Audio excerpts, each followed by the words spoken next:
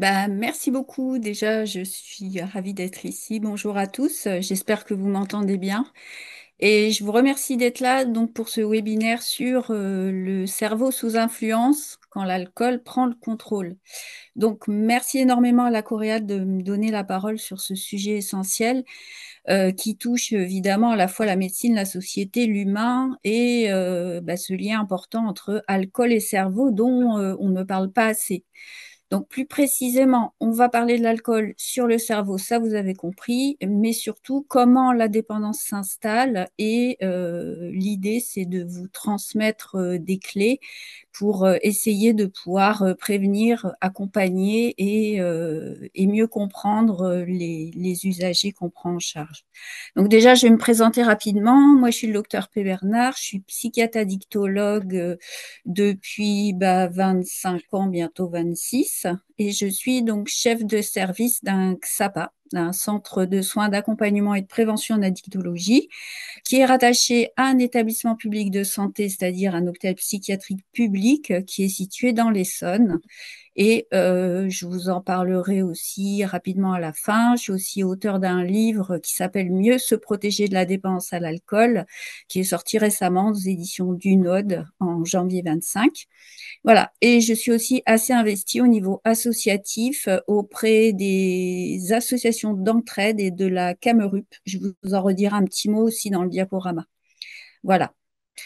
Donc, diapo suivante, l'objectif de la présentation, je vous l'ai déjà un peu dit rapidement. Donc, comprendre les effets de l'alcool sur le cerveau, explorer surtout le passage du plaisir à la dépendance. C'est là qu'on peut repérer, identifier les vulnérabilités, notamment chez les jeunes et les personnes fragiles, essentielles, et mettre en lumière donc des leviers d'accompagnement, comme je vous le disais tout à l'heure. L'idée, c'est de vous donner des clés pour repérer les usagers à risque et intervenir au plus tôt. Voilà, parce qu'on est très clivé, à mon sens, hein, dans la société, entre je suis dépendant et si je ne suis pas dépendant, c'est-à-dire si je ne corresponds pas à la caricature, au cliché un peu du pochetron, entre guillemets, je n'ai pas de problème. Voilà. Et tout un chacun a du mal, en fait, à repérer et à se situer dans sa relation à l'alcool. C'est vraiment quelque chose, moi, qui m'a interpellée tout au long de mon activité, et c'est ce qui a motivé l'écriture de ce livre, d'ailleurs, qui est un manuel d'accompagnement et plus d'éducation à la santé, en fait. Voilà, donc sur la slide suivante, je vous ai fait un récapitulatif déjà du contexte de la consommation d'alcool en France, ce qui est assez intéressant. Donc, qu'est-ce qui est important à voir? Que globalement, l'usage d'alcool a beaucoup baissé, ça vous le savez, depuis les années 60, on a 60% de consommation de moins. Sur quoi ça impacte? C'est sur l'alcool, le vin, pardon, le vin au quotidien, c'est-à-dire que on boit beaucoup moins de vin tous les jours à table. Cependant, la consommation reste quand même préoccupante puisque on a en 2023, hein, ce sont les chiffres officiels, toujours une moyenne de 10-25 litres d'alcool pur par habitant, ce qui représente 2,3 verres standards par jour. On reviendra tout à l'heure pour ceux peut-être qui n'ont pas encore les notions, enfin, qui n'ont plus les notions en tête sur la notion de verre standard. Et voilà. Et donc, la vente d'alcool en France a baissé, notamment au profit du vin. Vous voyez, 3,8% de ventes en moins, dont 4,2 pour le vin en moins en 2023. Par contre, en contrepoids, on a les ventes de bière qui sont en hausse et qui maintenant représentent environ 20% des ventes. Voilà, avec toujours une certaine banalisation autour de la bière, les idées reçues comme la bière c'est pas de l'alcool, etc., etc. Ça désaltère, etc., etc. Voilà, chez l'adulte, c'est moins 13% de consommation quotidienne entre 21 et 23 quand même, avec parallèlement, on voit tout de suite l'impact sur les décès routiers, moins 7,5%. Donc, tout ça, ce sont des chiffres officiels hein, de OFDT, etc. Et chez les adolescents, on a moins 30% d'usage quotidien. Par contre, les API sont aussi en baisse, mais elles sont toujours importantes. API, c'est alcoolisation ponctuelle importante. Voilà, donc malgré tout, ce qui est encourageant, c'est cette baisse globale, mais malgré tout, la France reste quand même parmi les niveaux de consommation les plus élevés en Europe. Le coût social est majeur. On a 41 000 décès attribuables à l'alcool chaque année. Ça coûte 120 milliards d'euros. J'ai bien dit 120 milliards d'euros, hein. Donc, ça compte toutes les conséquences à la fois sanitaires, sociales, arrêt maladie, accident, hospitalisation, arrêt de travail, violence. Voilà, ce coût global est de 120 milliards d'euros par an, ce qui est considérable. Donc, un passage sur quatre aux urgences est lié à l'alcool. C'est aussi la première cause d'hospitalisation quand on hospitalise pour un problème de substance. Et ce qui est très intéressant à voir, c'est pour ça que je passe un petit peu de temps sur cette slide, c'est qu'en fait, les personnes qui ont un problème d'alcool sont concentrées. C'est-à-dire qu'en consommation de population, on a baissé, mais en nombre de dépendants, on n'a pas beaucoup évolué. C'est concentré sur une partie de la population. Donc, pour parler clairement, 20% des personnes, des ventes d'alcool sont consommées par non, 75% pardon, des ventes d'alcool sont consommées par 20% de la population. Donc, vous voyez, c'est très concentré sur une partie des gens qui représentent donc au final 2 millions de dépendants et 5 millions de personnes qui ont un usage nocif. On viendra sur cette notion hein, entre usage nocif, usage à risque, et 10 millions qui dépassent les repères de consommation. Tout ça, je vais revenir hein, sur ces définitions pour qu'à la fin, vous soyez bien au clair entre ce qui est un usage à moindre risque, un usage à risque, un usage nocif et une dépendance. C'est pas la même chose. Voilà, donc l'enjeu, c'est quoi? C'est de débanaliser l'aspect culturel. C'est pas de diaboliser ni d'interdire, absolument pas, mais c'est de débanaliser la consommation d'alcool pour une meilleure compréhension en fait des risques à la fois neurobiologiques et cliniques dans un souci en fait de prévention. Sur la slide suivante, je voulais revenir sur la notion un peu provocatrice, mais qui est une réalité, c'est pourquoi l'alcool est une drogue. Donc, pourquoi on peut dire que l'alcool est une drogue? Parce que c'est une substance psychoactive, c'est-à-dire qu'elle agit directement sur le système nerveux central en modifiant la chimie du cerveau. Donc, en modifiant la chimie du cerveau, elle modifie notre comportement, nos émotions et notre perception. Et ça, une substance qui modifie les perceptions, les émotions et le comportement, ça s'appelle une drogue. C'est la définition propre d'une drogue. Donc, l'alcool est une drogue de ce point de vue, il n'y a aucun doute. Donc, elle perturbe quoi? C'est trois grands neuromédiateurs, pour essayer d'être simple. C'est le GABA qui à la base a un effet calmant, désinhibant et qui donne cette sensation en fait de relâchement au début des consommations. Elle diminue le glutamate.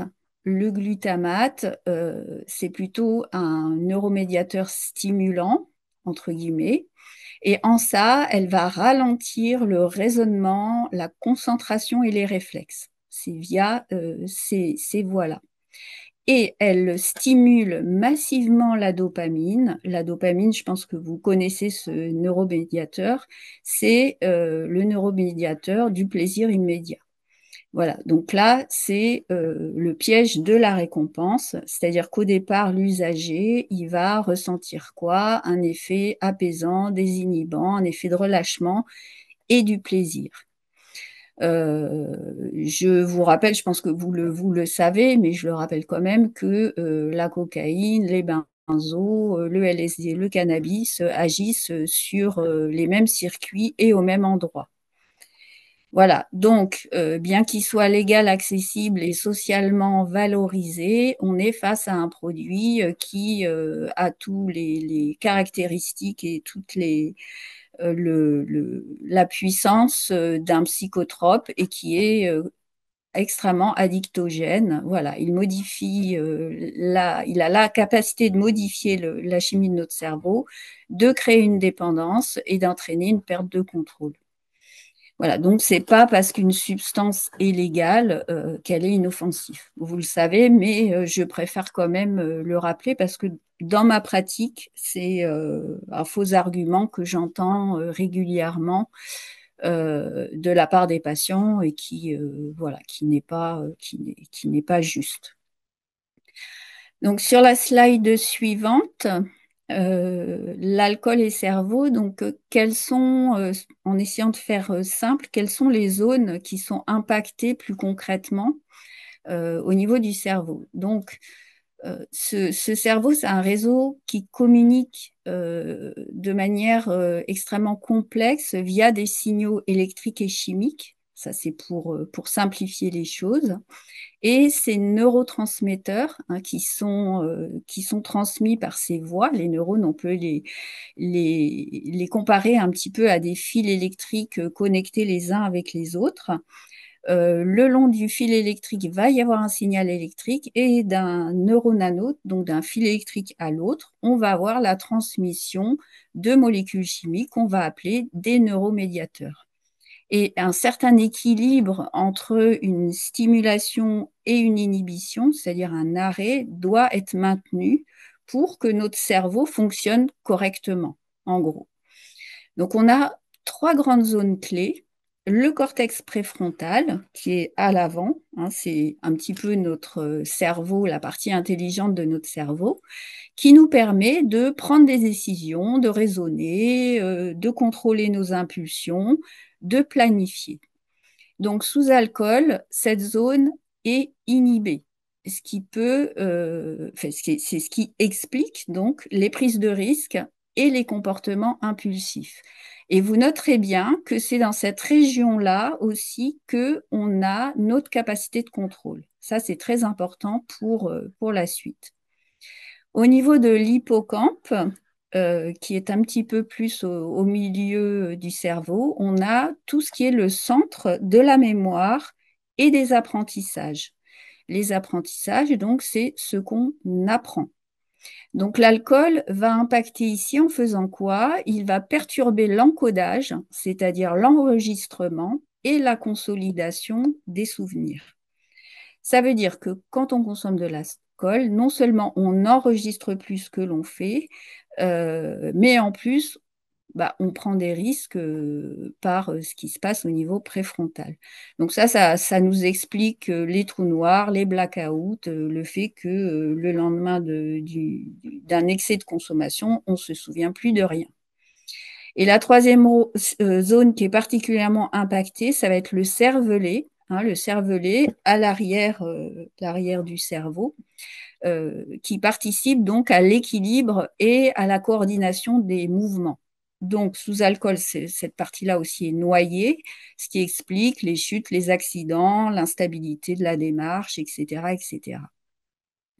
Voilà, donc on a quoi à court terme sur la consommation d'alcool? On a cette désinhibition, pardon, une euphorie, baisse de la vigilance, on est ralenti, ralentissement des réflexes, perte de la mémoire, avec un effet de relâchement, de plaisir, l'impression qu'on a une sociabilité renforcée, ce qui n'est pas faux hein, d'ailleurs.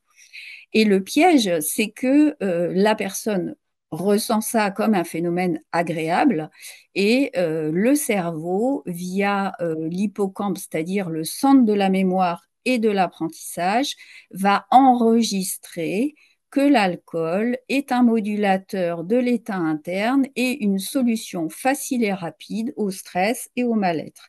C'est ça la clé.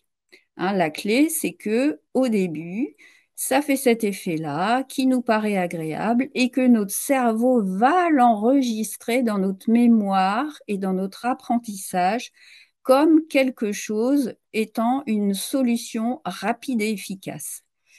Voilà, ça, c'est le piège. À long terme, quand on répète ce comportement, le cerveau va créer des nouveaux circuits et va faire en sorte de consolider cette croyance. Et là, on commence à être un petit peu embêté.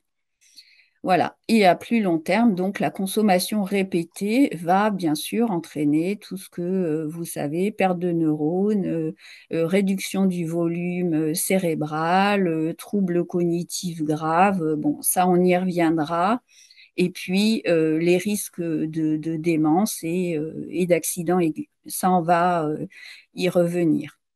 Voilà, donc autrement dit, l'alcool, ça n'est pas qu'une parenthèse festive, c'est un produit qui touche profondément la mémoire, le jugement et les émotions, et qui peut avoir des conséquences extrêmement dommageables.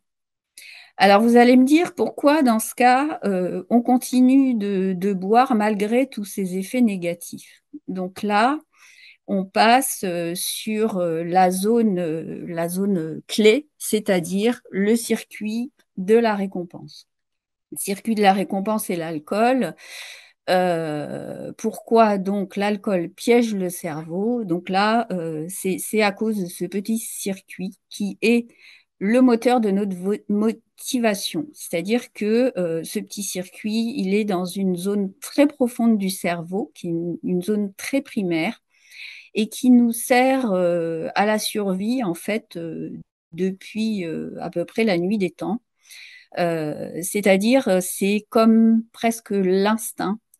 C'est-à-dire qu'il va nous encourager à recommencer tout ce qui est utile et agréable à la survie de l'espèce. C'est-à-dire concrètement, ça va être manger, se reproduire, se sauver quand il y a un danger.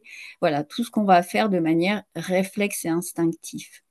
Le problème de l'alcool, c'est qu'il va stimuler à ce même endroit et donc installer, installer le réflexe et le retour à la consommation d'alcool avec cette croyance que c'est quelque chose de très utile, rapide et efficace.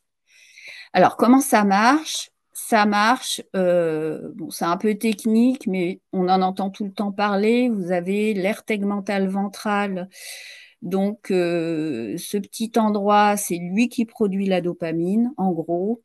Ensuite, on a notre fameux nucléus accumbens. C'est lui qui reçoit la dopamine et qui va déclencher la sensation de plaisir.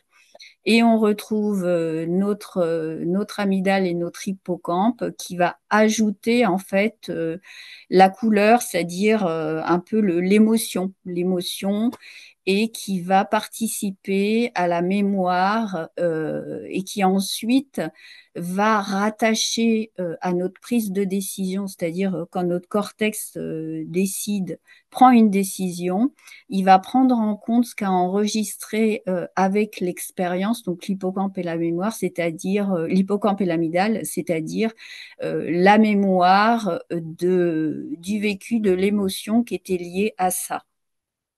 Voilà, c'est pour ça qu'un craving ou qu'une envie de consommer peut revenir ensuite à distance, rien que par un souvenir lié à une émotion. Et un souvenir, ça peut aussi être une odeur, une couleur, un endroit, etc., etc. C'est pour ça que c'est un peu comme la Madeleine de Proust. Rien que l'odeur de la Madeleine rappelle l'enfance, la grand-mère, etc. Rien qu'une ambiance, un endroit, une couleur, une sensation peut redéclencher ensuite un craving, une libération de dopamine via ce souvenir et cette couleur de l'expérience. Voilà, donc quand ce petit circuit est surstimulé, on a évidemment plaisir immédiat, renforcement du comportement, l'alcool associe la récompense, ça vous avez compris, boire procure du plaisir, de la détente, Et ça, on le fait, on le fait, on le refait. Et puis finalement, le cerveau s'adapte. Faut boire plus pour obtenir le même effet. On appelle ça comment? On appelle ça le phénomène de tolérance. Donc, on est obligé d'augmenter les quantités parce que bah, si ça marchait tout le temps, ça serait trop bien. Le problème, c'est que ça marche pas tout le temps comme ça et que faut augmenter les doses pour retrouver le même effet. Jusqu'au jour où ça marche plus du tout. Donc, on arrive au phénomène de manque. Et là, qu'est-ce qui s'est passé dans le cerveau? On a un déséquilibre complet entre le GABA surstimulé qui manque finalement et le glutamate qui baisse et qui fait que les deux provoquent un excès d'anxiété, irritabilité, tremblement. Hein, les phénomènes de manque viennent de ça, de la désynchronisation entre le GABA et le glutamate et le fait que à ce moment-là, il n'y a plus de plaisir à boire, il y a simplement un soulagement du déplaisir, c'est-à-dire un soulagement du manque. C'est-à-dire que nos patients qui sont au stade de dépendance sont contraints de boire pour soulager le matin, par exemple, les vomissements, les phénomènes de manque. On appelle ça le renforcement négatif. Vous voyez, au début, on répète le comportement, renforcement positif parce qu'on a tout le temps de la récompense. Ensuite, on n'en a plus. Et on est contraint de boire pour éviter le manque. Et ça, c'est le renforcement négatif. C'est encore une nouvelle contrainte de boire. Mais là, c'est plus le plaisir, c'est le manque. Voilà. Là, l'alcool, on a dépassé le cap, hein. On est arrivé au cap de la dépendance. Et l'alcool devient une nécessité et plus un choix. Ça devient une contrainte. Voilà, la consommation, du coup, là, on est au stade de l'automatique au détriment de la source de satisfaction. Donc, c'est là qu'on est exactement au point de basculement du plaisir, du choix au finalement soulagement imposé, soulagement du manque imposé. Et ça signe vraiment l'entrée dans l'addiction.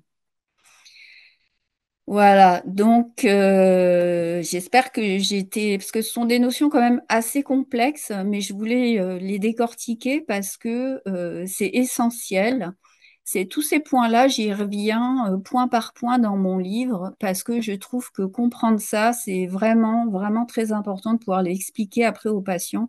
Ça les éclaire et ça les aide aussi à se déculpabiliser et à comprendre ce qui se passe dans leur cerveau et que, bien sûr, vous le savez, c'est pas qu'une question de volonté, loin de là. C'est vraiment une maladie neurologique qui s'installe au niveau des circuits avec un dérèglement profond qui demande du temps pour se remettre ensuite, hein, puisqu'on verra à la fin, la plasticité cérébrale nous permet de revenir en arrière, mais il faut du temps.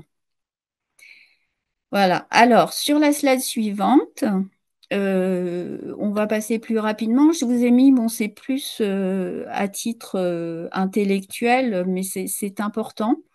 Les critères du DCM5, donc qui identifient la dépendance. Donc, ils ont qualifié ça donc sur 11 critères de troubles de l'usage. Troubles de l'usage, on verra après de quoi on parle, dont le craving, la perte de contrôle. Voilà, les critères, c'est au moins 2 critères sur 12 mois suffisent à poser un diagnostic de troubles de l'usage. On ne parle pas encore de dépendance, hein, mais on parle de troubles de l'usage. Et c'est intéressant de l'identifier parce que trouble de l'usage, ça veut dire pas encore de dépendance et ça veut dire qu'on va pouvoir mieux évaluer la personne et peut-être espérer un meilleur retour en arrière que quand on arrive au bout du bout.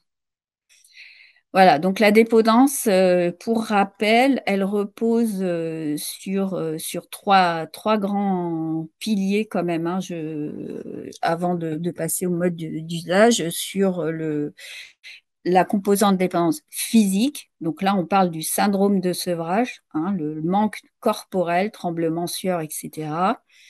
Le craving, on se réfère à la dépendance plus psychologique, c'est-à-dire les envies impérieuses, l'envie incoercible, l'idée fixe, etc., qui peut aussi être déclenchée par les lieux, les situations, les émotions, et la composante comportementale, c'est-à-dire tout ce qui est habitude ancrée, du quotidien, ritualisation, etc. Pourquoi je vous dis ça? La typologie de la dépendance, elle est importante à évaluer parce que ça va nous permettre de personnaliser l'accompagnement. Je pense que vous avez remarqué qu'il y avait des patients qui ont une dépendance physique, psychologique ou comportementale plus marquée les uns que les autres. Et donc, les prises en charge ne sont pas les mêmes. Voilà, on n'insiste pas au même endroit en fonction de la composante qui est la plus importante. Alors, sur la slide suivante, donc, je voulais vous faire un rappel sur les modes d'usage. C'est important à comprendre. Donc, parce que la dépendance ne s'installe pas du jour au lendemain, vous le savez, ça vient par étapes et c'est important à rappeler aux patients parce que ça n'arrive pas comme ça du jour au lendemain. On a le temps de s'en apercevoir, de l'évaluer et d'aider les patients à prendre conscience qu'ils ont un problème d'alcool. Moi, j'aime bien dire ce mot-là. Problème d'alcool, ça stigmatise moins que dépendance, trouble, voilà. Donc, au départ, il y a une notion importante à rappeler, c'est qu'il n'y a aucun niveau d'usage sans risque. C'est-à-dire que tout usage d'alcool comporte un risque dès le premier verre. On parle maintenant d'usage à moindre risque. Ça, je pense que vous le savez.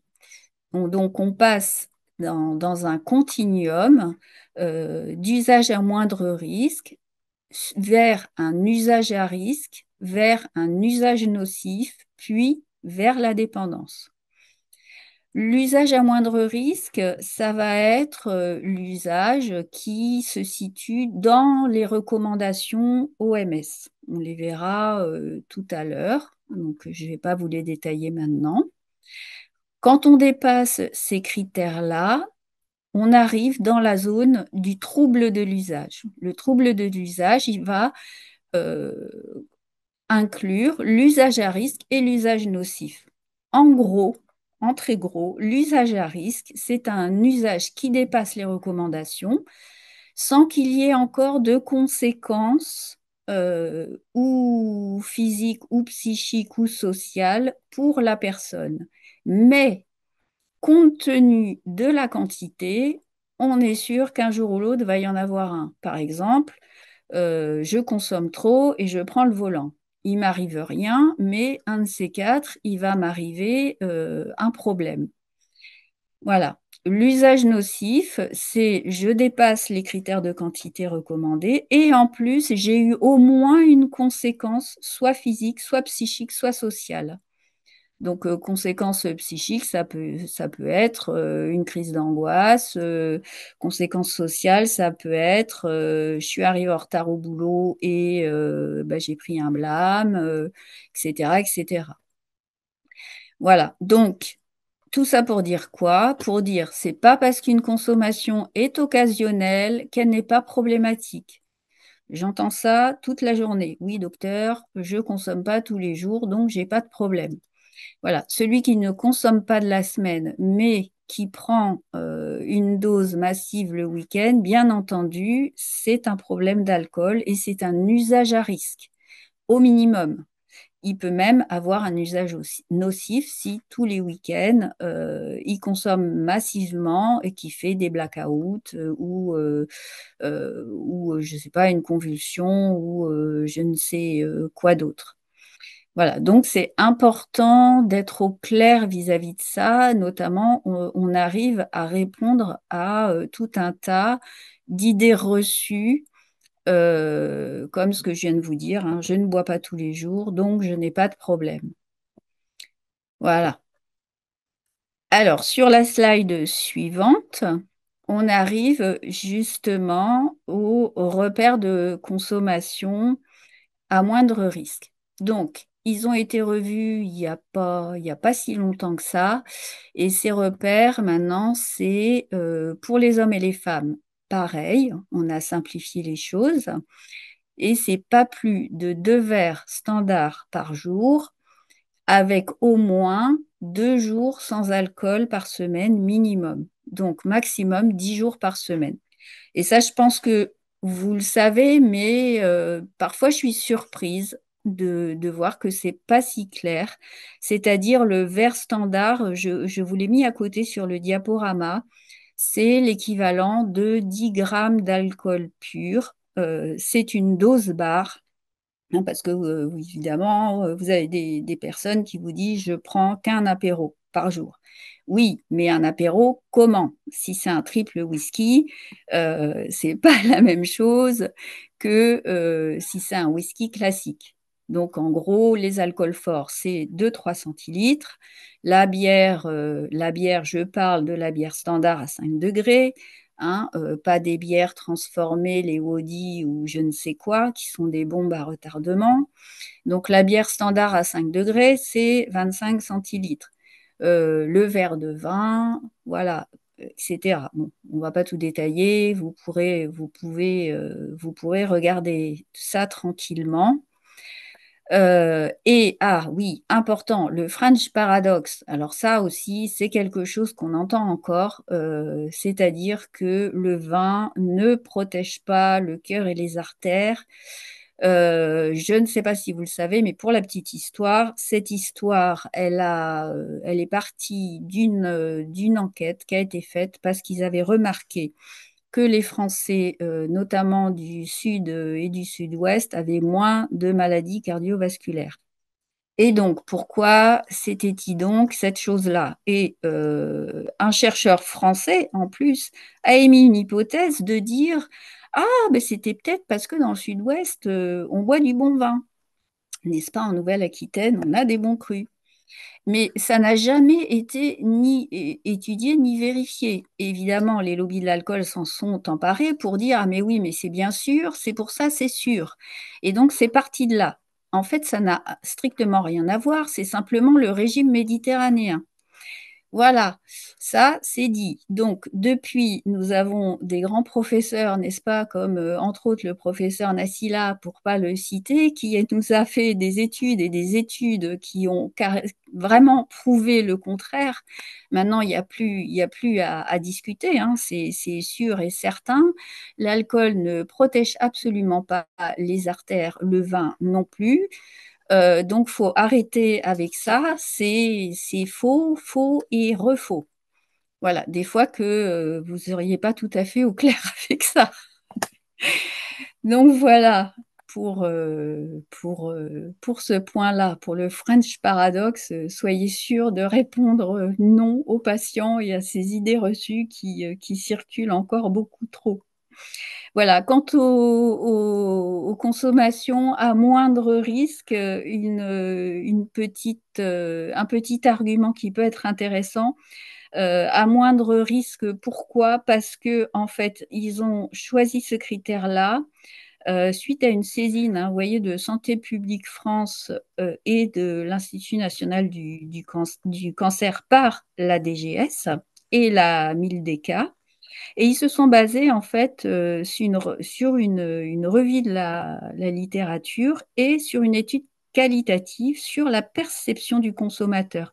C'est-à-dire, ils ont demandé aux gens quel risque vous seriez d'accord de prendre pour votre santé, parce que évidemment, comme le disent les lobbies de l'alcool, la vie est un risque. Dès qu'on sort, on prend un risque. Donc, quel risque vous êtes d'accord de prendre pour votre santé. Et ils ont montré donc à 2 verres, voilà comment les risques de cancer sont augmentés, à 1 verre, à 2 verres, à 3 verres, à machin. Et les gens ont dit, bon, bah, moi je suis d'accord pour prendre un risque de 1 pour 1000 de cancer. Donc ils ont dit, OK, on retient ce critère-là. Voilà, tout ça pour vous dire que ce critère est bien un critère de moindre risque. Ce n'est pas un critère sans risque. Mais dès 1 vers, le risque de cancer augmente, notamment pour le cancer du sein. Voilà, vous avez vu le lien avec Octobre Rose, quand même. Voilà, donc important d'avoir ça en tête. Alors, sur la slide suivante, on va parler donc des facteurs de vulnérabilité. Donc, bien sûr, on n'est pas tous égaux, hein. Il y a les critères de quantité, mais au-delà de ça, on n'est pas tous égaux face à l'alcool et on a chacun une vulnérabilité, c'est-à-dire une fragilité à développer plus ou moins vite une dépendance ou un problème d'alcool.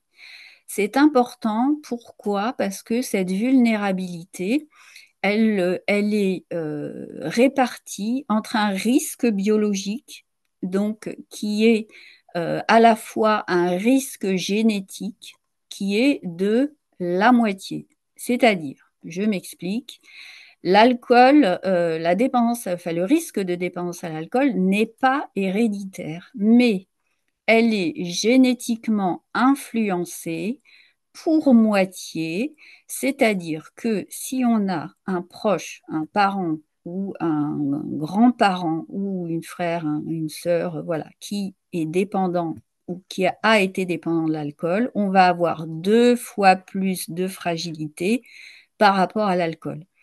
Ça ne veut pas dire qu'on va le devenir, ça n'est pas héréditaire, ce n'est pas inéluctable, mais il va falloir faire 2 fois plus attention. Voilà, de même, ça c'est le risque biologique. De même, une exposition prénatale, c'est-à-dire la femme enceinte qui boit, ça multiplie le risque par 4 ou 5. Une consommation précoce d'alcool avant 15 ans, ça double le risque. Avant 15 ans, ça double le risque de dépendance à l'âge adulte. Voilà. La femme, on en reparlera, a aussi une vulnérabilité, c'est-à-dire une fragilité supérieure à l'homme face à l'alcool. Elle n'a pas le même métabolisme et elle a moins d'eau.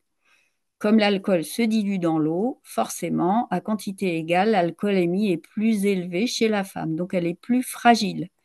Et ses enzymes hépatiques sont moins efficaces. Donc nous, concrètement, on peut boire moins d'alcool parce qu'on l'élimine moins bien. Et ça fait plus vite des risques plus importants.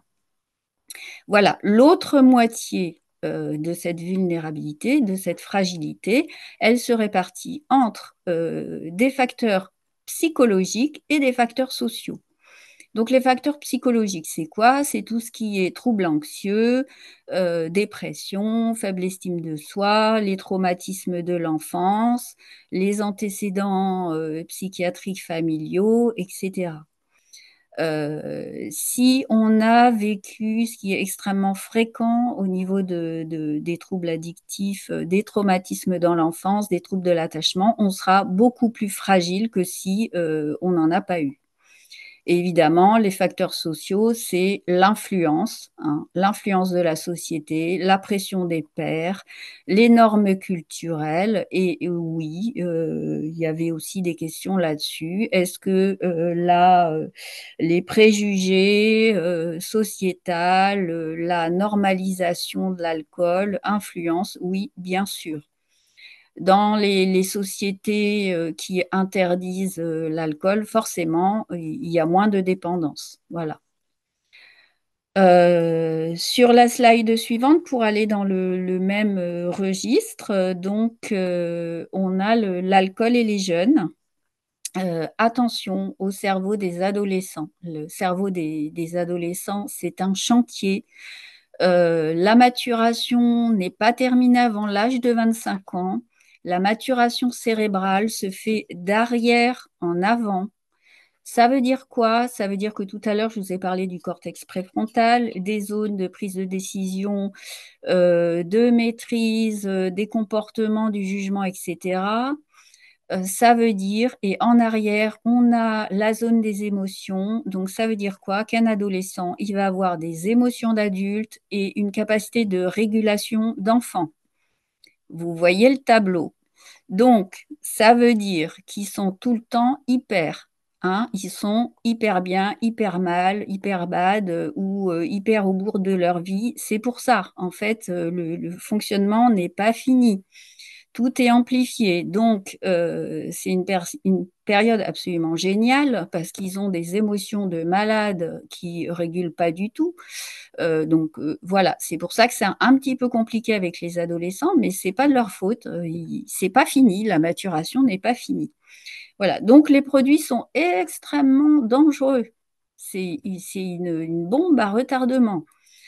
Voilà, notamment le binge drinking. Attention, le binge drinking, c'est boire plein d'alcool en peu de temps.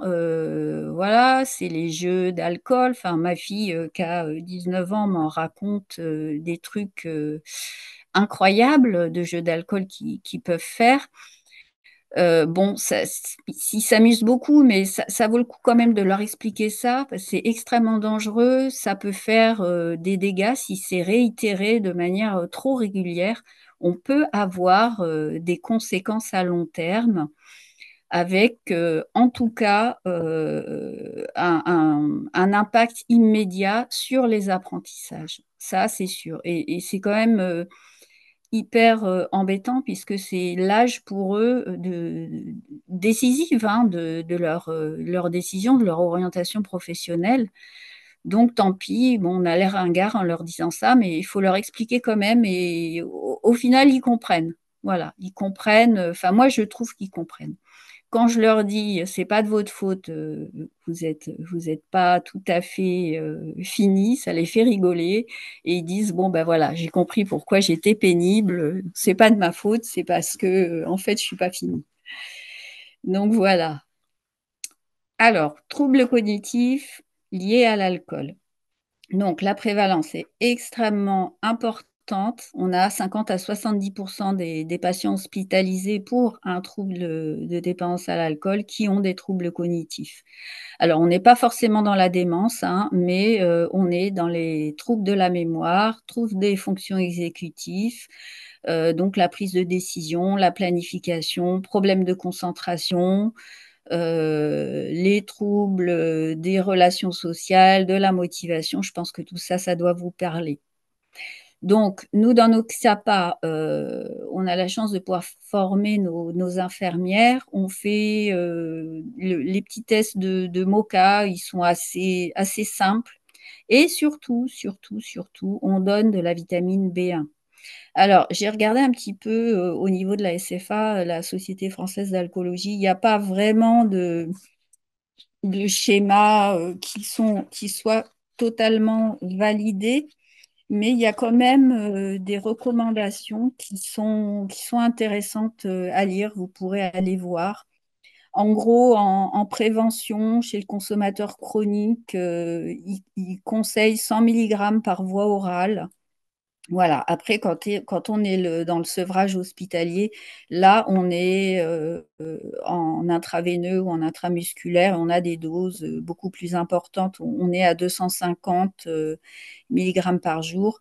Et en sortie, c'est important de leur laisser, d'essayer de voir comment on peut les motiver. C'est pas remboursé, mais à maintenir quand même leurs 100 milligrammes par jour. Nous, on essaye de militer pour que ce soit remboursé. C'est vraiment, vraiment important. Voilà. Ensuite, on reviendra sur le Wernicke et le Korsakoff.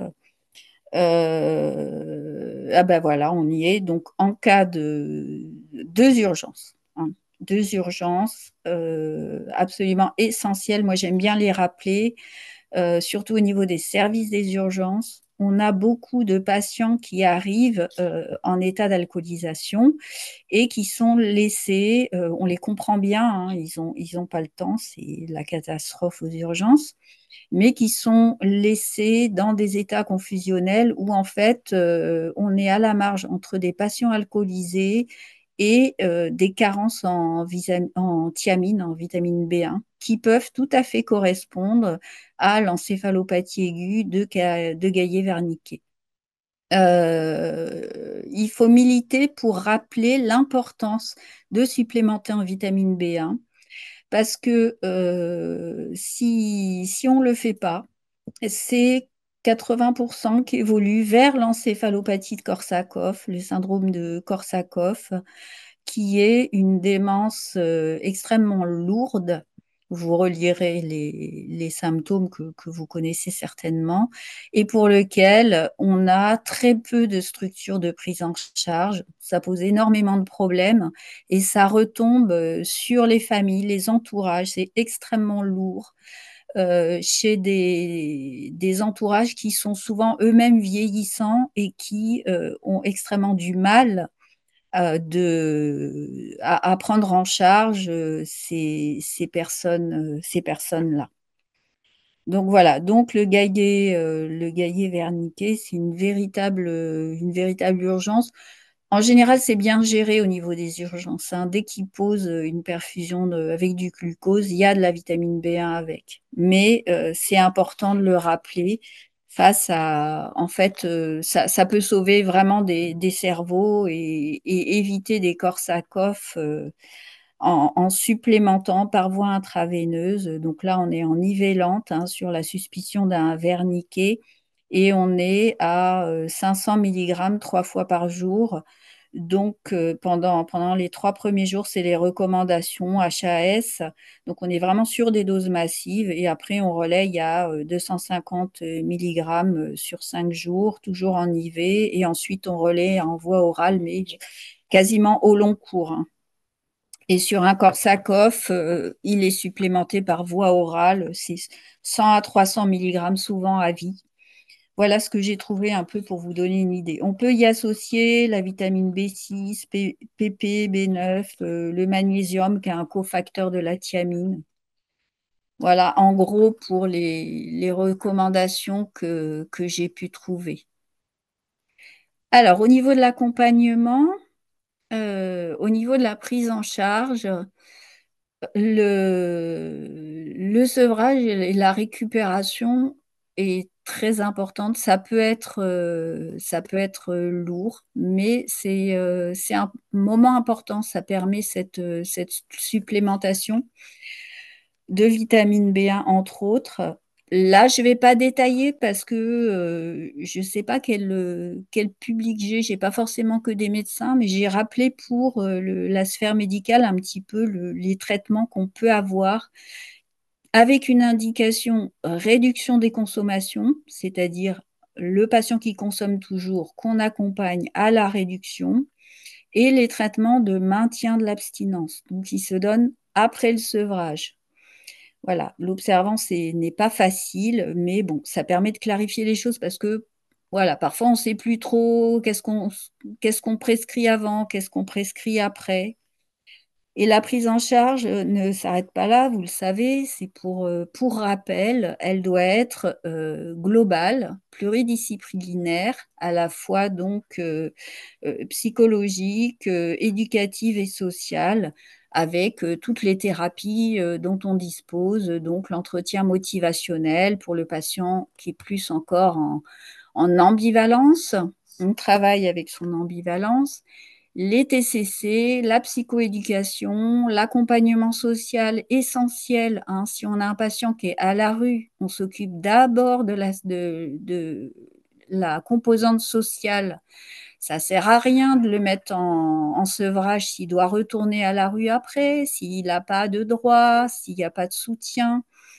Voilà, je vois tellement souvent ça, des patients qui passent de la rue à l'hôpital, de l'hôpital à la rue, ça n'a aucun sens. Donc, vraiment essentiel de travailler avec l'accompagnement socio-éducatif. Les groupes d'entraide, je vous avais dit que je vous en reparlerai, et les patients experts. Essentiel, ça peut être une entrée dans les soins quand le soignant, le côté soignant, médecin, infirmier, tout ça fait peur, psychologue, ça fait peur, ou pour les entourages aussi, les entourages qui sont perdus, c'est bien de leur rappeler qu'ils peuvent être reçus dans nos structures, hein, dans l'Exapa, mais ils peuvent aussi être reçus auprès des groupes d'entraide. Je vais vous en parler sur la slide suivante. Donc, ah oui, non, ça, pardon, je vous en parle sur la slide encore, voilà. Non, je vais, voilà, celle encore après, mais je reviendrai sur les groupes d'entraide. Donc, vous avez toutes les associations d'entraide que sont Vie Libre, la Croix-Bleue, voilà. Celui-là, parfait, excuse-moi. Donc, Vie Libre, la Croix-Bleue, la Camrup, qui coordonne en fait les associations d'entraide reconnues d'utilité publique. Donc, c'est la Croix-Bleue, Alcool Assistance, Vie Libre, les Amis de la Santé, Alcool, Écoute, Joie et Santé. Ça, ce sont les 5 associations regroupées autour de la Cameruc qui sont reconnues d'utilité publique, qui sont financées par le Fonds d'aide des addictions, c'est-à-dire c'est l'AMILDECA et l'État. Les Alcooliques Anonymes n'est pas une association reconnue d'utilité publique, c'est une association à part, mais c'est pas pour ça qu'elle est moins bien. Attention, ce sont deux approches différentes avec des organisations différentes et des financements différents.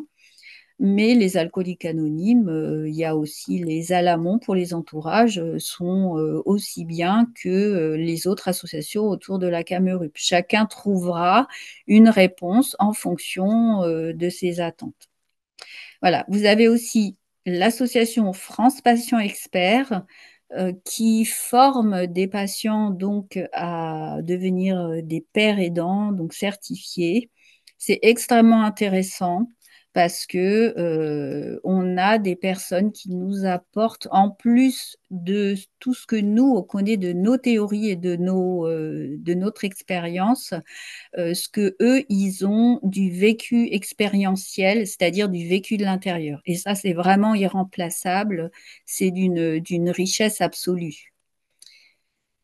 Voilà, donc excuse-moi pour ces allers-retours. Donc juste un petit mot, voilà, sur repérage précoce et intervention brève. Ça peut vous permettre, alors ça c'est surtout pour les médecins généralistes, mais aussi pour les infirmiers, les psychologues s'ils le souhaitent, ou d'autres métiers paramédicaux s'ils le souhaitent. Le repérage précoce et l'intervention brève, moi je trouve que c'est très intéressant parce que ça permet en 3-4 questions, par exemple, vous avez le FACE, le petit test en 4 questions, un repérage rapide d'un problème d'alcool. Et même si on a l'impression que ça ne sert pas à grand-chose, quand vous regardez les études, c'est efficace parce que vous plantez une petite graine finalement et que la personne va réfléchir. On a abordé le sujet, on a fait quelque chose, on a lancé une réflexion. Ce qui est efficace, en fait, c'est de le systématiser dans les consultations. C'est-à-dire, par exemple, sur un dossier, comme vous demandez les antécédents, eh ben, vous posez les 4 petites questions. Est-ce que vous consommez de l'alcool?